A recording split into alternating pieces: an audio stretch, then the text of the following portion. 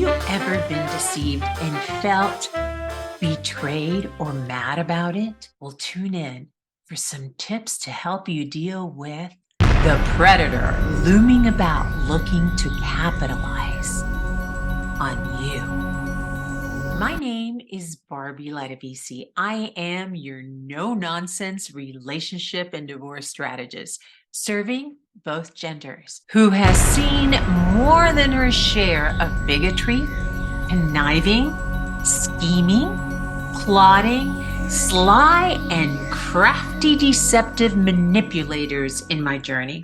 So much that I have been a victim. But one thing is certain. It's taught me to swim with the best sharks out there with integrity and honor. I've been in the battlefield and I've earned my stripes.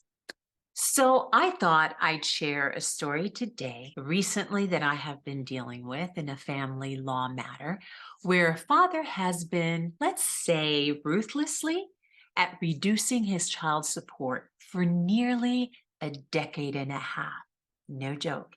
He's repeatedly manipulated his way through the legal system, and by his side has been his questionable attorney requesting for dad to have more time with the child. But there's a caveat. He must undergo the process in order to have more time. But the issue is that he lives out of state. But we won't go there at this moment. But that's a whole different story for another day. So this dad has put the mother through the ringer and the child as well. Let's just say he decided to file a motion to take mom back to deservedly be given more time. And so when he went to the court-appointed mediator, the mediator just really stopped him on his tracks, said no. He had to return to court to then have his attorney request that mother undergo a 3111 custody evaluation. And if you know anything about 3111 custody evaluations, they are appointed by the courts and it's a long process. So in this case, it was granted. So the mother and the child had to undergo a series of different visits with this court mediator, as well as dad. Now, I failed to mention, in addition to this 3111, the couple have undergone a series of different co-parenting classes, but this happens to be the mother's second 3111 requested by dad.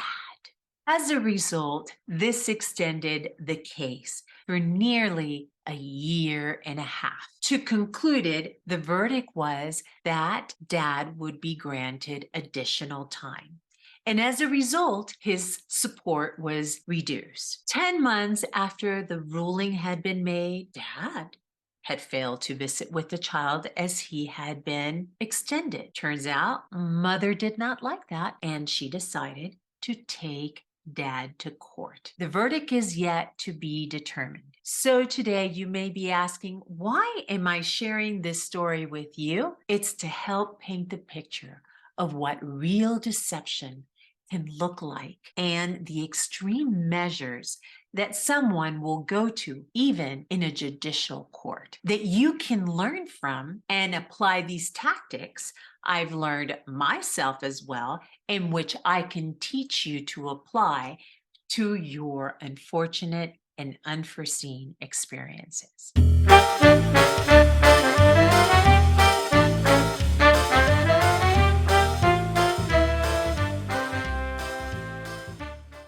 Undeniably, deception is real. It is everywhere.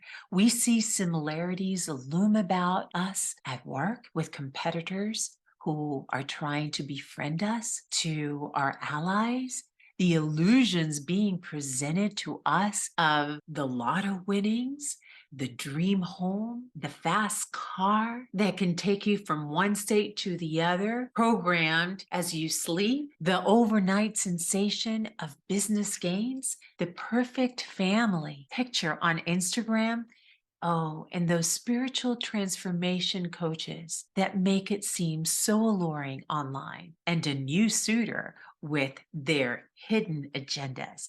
The list can be endless, and all is simply masterfully uttered nonsense.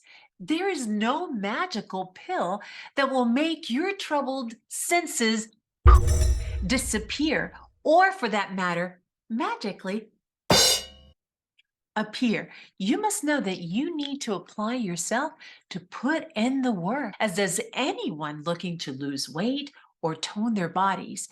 If you know anything about what I do in this phase, I've suffered greatly. I have been taken advantage of my good nature and trusting heart, which has cost me great sorrow.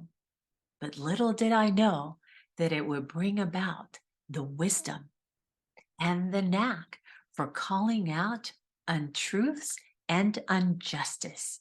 There is no tolerance for bluffs or misleads here. And the reason why today I willfully offer my advice, I help you see right through the nonsense and get you laser focused to matters of your heart in your relationship. We all have felt violated to an extent. Many have portrayed an illusion for selfish gains. Please don't entrust easily, and don't be deceived by the words, let alone their thinking. Be smart enough to not get caught up in the moment with a bunch of promised benefits or empty promises. If you like what you've heard so far, please like, share, and subscribe. It helps rise my content to the top, and it's taken seriously among others. And I personally would appreciate it. So let's dive in. I am going to share 5 tips to get your mind stimulated and alerted to when you begin to silently question someone's motive, to see the reality of the deception. If you're tuning in, I know you're smart. You appreciate a respectable influencer who is paving the way for you, to empower you, to get you past all the unnecessary extras and give you that extra little nudge. For those of you who have been betrayed by the thieves, 1, communicate assertively. Don't be afraid to express your thoughts directly and clearly when you need to. In fact, don't try to win praise by taking a backseat. You deserve to be heard and acknowledged. Aim to expand your thinking and improve your speaking skills to be more confident, precise in the way that you communicate with people. Know that it is okay to say no and be polite. 2, please stop looking for approval. When someone is always looking for your approval, it can be exhausting, I know.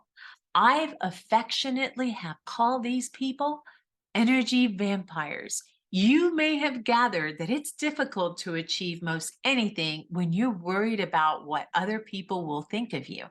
Whenever you feel or sense that you need anyone's approval, ask yourself, what do I really want? What exactly is that? I love this question because it helps narrow what precisely it is that you want that aligns to your goals and desires, which are important. And it's completely okay if someone disagrees. This is your life. Command it. 3, avoid being insincere and disingenuous. Do you know anyone like this? We all do. Think about how it makes you feel deep inside. I know this may come across a bit odd and sound a little strange, but giving people compliment all of the time not only can come across as being a hypocrite, but can be seen as a sign of weakness or low self esteem.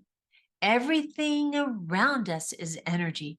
People can feel and sense like you're trying to manipulate them by offering so many compliments. Only give compliments when you genuinely mean it, or stay true to yourself, even if that means not pleasing everyone in your timeline. And stay true to yourself, even if that means not pleasing everyone all of the time. 4, avoid being defensive. Being defensive is a sign of weakness. It shows we are not secure enough in ourselves to accept the criticism or the difference of opinions. It's important to accept these differences, these point of views.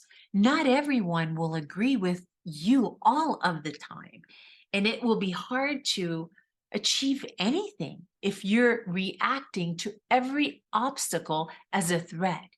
Aim to learn to take criticism, however it is presented, with or without tact.